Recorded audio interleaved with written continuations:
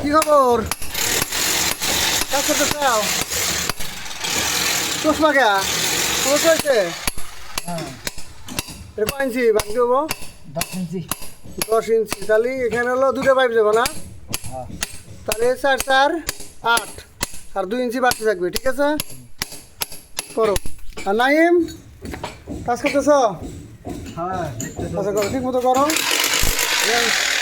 দেখা দেখা করো না। এটা আমাদের কাজ করছে আসলে 5 ইঞ্চি 10 ইঞ্চি। তুমি কোমরকে লাগতেছো নাকি মাঙ্গো? দুই সাইডে